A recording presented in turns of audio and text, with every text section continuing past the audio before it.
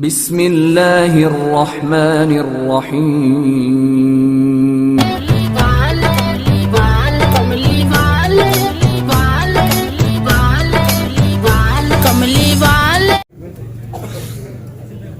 بنام ہے خداوند بخشندہ و مہربان، درود بر محمد و آل محمد۔ ایک بار آپ بآواز بلند درود پاک پڑھ لیں۔ اللہم صلی علی سیدنا محمد و آلہ وصحبہ وسلم۔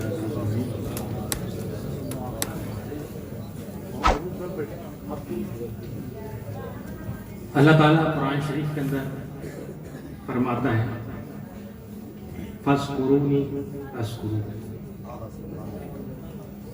آج یہ جو محفل ہے یہ ایک اس جگہ کے ایک بزرگ ہیں، ان کی نسبت سے یہ کانفرنس رکھی گئی ہے۔ تو اللہ تعالیٰ فرماتا ہے تم میرا ذکر کرو، میں تمہارا ذکر کر رہا ہوں۔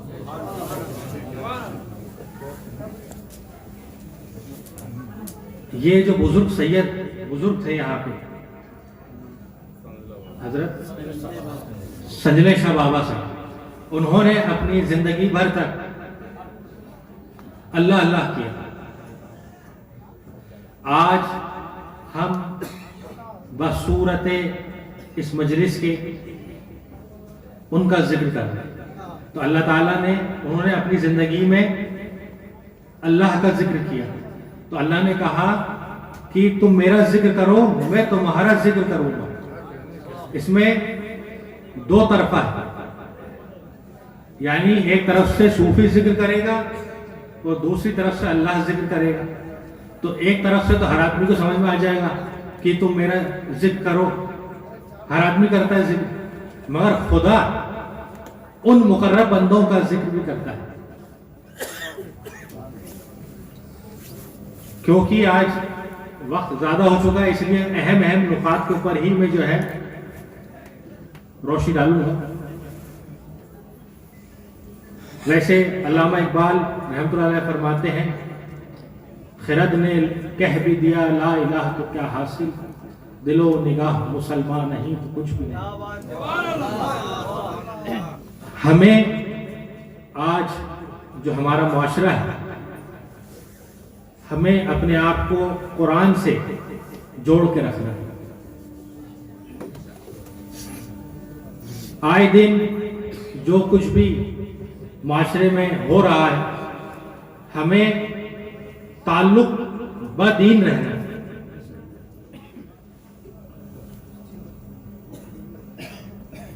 اور سب سے اہم مثال جو ہمیں ملتی ہے وہ ہے حضرت خواجہ نصیر الدین چراغ دہلوی رحمۃ اللہ، جو دلی کے اندر روشن چراغ کے نام سے ان کی درگاہ مشہور ہے۔ وہ اپنی کتاب میں فرماتے ہیں، کیونکہ سب یہاں پہ صوفیہ کے اولیاء اللہ کے ماننے والے لوگ ہیں،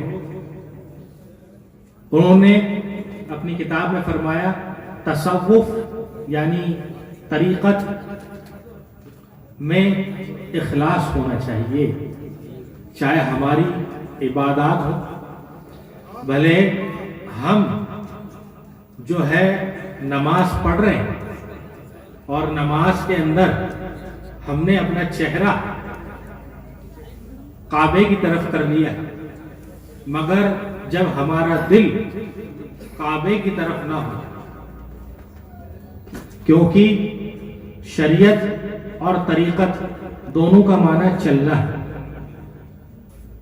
اور یہ دونوں یہ بھی ڈوئل پروسیس ہے۔ جیسے اللہ تمہارا ذکر کرے گا تم اس کا ذکر کرو، تو شریعت اور طریقت، بے شریعت طریقت ہے حرام، بے شریعت طریقت ہے حرام، بے طریقت شریعت نہ کما۔ آپ کو اس کی گہرائی، اس کے نقاط کو سمجھنے کے لیے طریقت کی ضرورت ہے شریعت کے ساتھ، اور یہ دونوں پروسیس، اب بہت سارے لوگوں کا ماننا ہے کہ یہ سٹیجز ہیں، یعنی 1 2 3 4 شریعت، طریقت، حقیقت، معرفت۔ کیونکہ ابھی میں نے یہاں پہ ذکر سن رہا تھا، لوگ بیان کر رہے تھے، تو یہ جو شریعت اور طریقت ہے، یہ دونوں پروسیس جو ہے ساتھ چلتے ہیں، مگر چلانے والا ہونا چاہیے۔ اب جب ہم نماز کے اندر کھڑے ہو گئے تو شریعت کے اعتبار سے وضو وغیرہ سب کر لیا،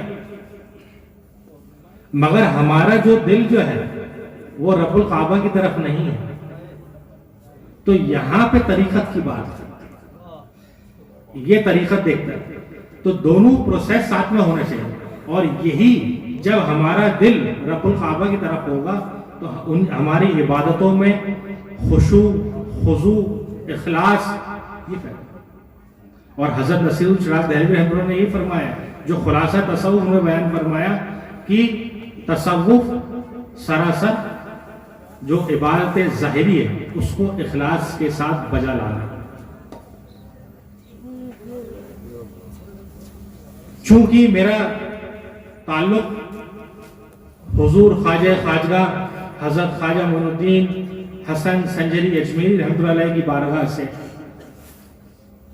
تو حضرت غریب نواز رحمۃ اللہ علیہ نے جو تبلیغ دین فرمائی ہے، جن کے نام پہ یہ کانفرنس رکھی گئی ہے حضور صلی اللہ علیہ وسلم کے نام کی نسبت سے، اگر ہم ان کی مکی زندگی کا اگر ہم مطالعہ کریں، جو حضور صلی اللہ علیہ وسلم کی مکی زندگی ہے وہی ہمیں جو ہے حضور غریب نواز کی حیات مبارک ہمیں نظر آتی ہے۔ اور حضور صلی اللہ علیہ وسلم کا ارشاد گرامی ہے، اکمل مؤمنین ایمانا احسنکم خلقا، یعنی کامل مومن وہ ہے جس کا اخلاق بلند ترین ہے۔ آج ہمارے معاشرے میں یہی سب سے بڑی دشواری ہے، ہم اپنے سے بڑھ کر کسی کو نہیں سمجھ رہے، ہمارے معاشرے میں یہی پریشانی، اپنے سے بڑھ کر کسی کو نہیں سمجھ رہے، جبکہ تصوف تو ادنا سے ادنا بناتا ہے۔ اور جو علامہ اقبال فرماتے ہیں، تمنا درد دل کی ہو تو کر خدمت فقیروں، نہیں ملتا یہ گوہر بادشاہوں کے خزینوں۔ تو ان پیر فقیر کی جو خدمت، اور خدمت بھی بہت بڑی چیز ہے۔ حضور صلی اللہ علیہ وسلم کی بھی جو ہے، اس زمانے میں صحابی رسول تھے حضرت انس بن مالک، وہ بھی خدمت کرتے تھے، حضرت بلال بھی خدمت کرتے تھے۔ ایسے ہی خدمت کے حوالے سے حضرت شیخ الشیوخ حضرت شیخ شہاب الدین سہروردی رحمۃ اللہ علیہ اپنی کتاب عوارف المعارف میں فرماتے ہیں، یا داؤد اذا رأیت لخادما فقل له خادم، اے داؤد اگر تم میرا مقرب بندے کو دیکھو تو اس کے خادم بن جاؤ۔ کسی کا خادم بننا یہ بھی اپنے آپ میں کمال کی چیز ہے۔ اور حضور غریب نواز رحمۃ اللہ علیہ اپنے فرماتے ہیں، اپنے پیر مرشد کے 20 سال خدمت کری آپ نے، اور آپ فرماتے ہیں 20 سال ملازم خدمت ایشان بودم، یعنی میں نے اپنے پیر کی خدمت ایک ملازم بن کر کری۔ تو پیر کی خدمت تو اس طریقے سے کری جائے گی۔ اور حضرت شیخ فیض العطار رحمۃ اللہ فرماتے ہیں، ہر کے خدمت کر او مخدوم شو، جس نے خدمت کری وہ مخدوم بنے۔ چاہے آپ بڑے سے بڑے بزرگ دیکھ لیں، آپ حضرت مخدوم سمنا، حضرت خواجہ نظام الدین اولیاء ہو، حضرت بابا فرید ہو، حضرت خواجہ نظام الدین اولیاء ہو، چاہے خواجہ خواجگاہ ہو، یہ سب اپنے پیر کی خدمت کرنے سے ہی فیضیاب ہوئے۔ اور جو خدمت کا جو اسپرچول تعلق ہے، یعنی روحانی تعلق، جو کیونکہ جب ایک ظاہر سی بات ہے کہ جب ایک مرید جو ان کا خادم بھی ہے اور مرید بھی ہے، جب وہ ان کی خدمت ہی بجا رہا ہے تو اس کو ایک نزدیکی بھی حاصل ہوگی شیخ کی. حضرت خواجہ نظام الدین اولیاء کے وہاں پہ بھی ایک خادم تھے. حضرت خواجہ اقبال رحمۃ اللہ علیہ کے متعلق سے ہے کہ حضرت نظام الدین اولیاء رحمۃ اللہ علیہ کے لیے صبح سحری کے وقت جو ان کے خادم تھے وہ سحری کا سامان لے کر کے آتے تھے اور گیٹ کے باہر رکھ دیا کرتے تھے. حضرت خواجہ نظام الدین اولیاء دیکھتے تھے اور تناول فرماتے تھے اور اس کا جو بچا ہوا تھا واپس باہر رکھ دیتے. شام کو بھی ایسا ہی ہوتا تھا. تو حضرت خواجہ نظام الدین اولیاء رحمۃ اللہ علیہ سے یہ دریافت کیا گیا کہ حضور آپ صبح بھی اتنا کم کھانا کھاتے ہیں, سحری کے وقت کم تناول فرماتے ہیں, اور شام روز افطار کے وقت بھی کم تناول فرماتے ہیں, تو اس سے آپ کی ضیافت یعنی بڑھاپا نزدیک آ جائے گا, قوی ہو جائے گا ضیافت. تو حضرت نظام الدین اولیاء کے جواب دیتے ہیں.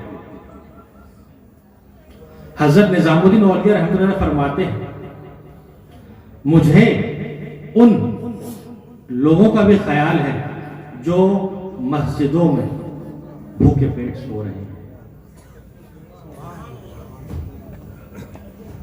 تو صوفی کا کام یہی ہے خدمت خلق, نماز, روزہ, حج, زکوٰۃ اپنی جگہ, خدمت خلق کسی ثواب سے کم نہیں. حقیقت تو یہی ہے کہ تصوف اور بالخصوص جو سلسلہ چشتیہ کا جو تعلق ہے وہ ہے خدمت خلق, سروس ٹو ہیومینٹی. اور حضور غریب نواز رحمۃ اللہ نے بھی یہی اپنی 45 سال اجمیر شریف میں آپ نے قیام فرمایا اور یہی کام کیا. آج لوگ جو میں نے آیت قرآن شریف کی جو آیت تلاوت فرمائی فَاذْكُرُونِي أَذْكُرُكُمْ, تم میرا ذکر کرو میں تمہارا ذکر کروں, تو لوگ آج ان کا ذکر کرتے یا خواجہ کرتے رہتے. تو اپنی زندگی میں انہوں نے اپنا ذکر خدا کا ذکر کیا, اب یہ جو ہے لوگ پبلک ان کا ذکر کر رہے ہیں. تو ہمیں خاص طور سے اپنی عبادتوں میں خشوع خضوع یعنی اخلاص, سچائی یہ پیدا کرنا چاہیے. ڈوئل پرسنالٹی نہیں بننا ہے, یعنی سامنے سے کچھ اندر سے کچھ. جو حضرت خواجہ نظام الدین اولیاء رحمۃ اللہ فرماتے ہیں کہ تصوف میں جو ظاہر اور باطن جس کا یکساں ہو وہی صوفی, جس کا ظاہر اور باطن یعنی اندر سے اور باہر سے وہ ایک سمان ہو وہ صوفی. تو ہمیں زیادہ سے زیادہ یہ, کیونکہ ہم بزرگوں کے ماننے والے ہیں, اولیاء اللہ سے جو ہے نسبتیں رکھتے ہیں, تو ہمیں بھی ان کے نقش پا پہ چلنے کی توفیق اللہ تعالیٰ فرمائے. وآخر دعوانا ان الحمد للہ رب العالمین.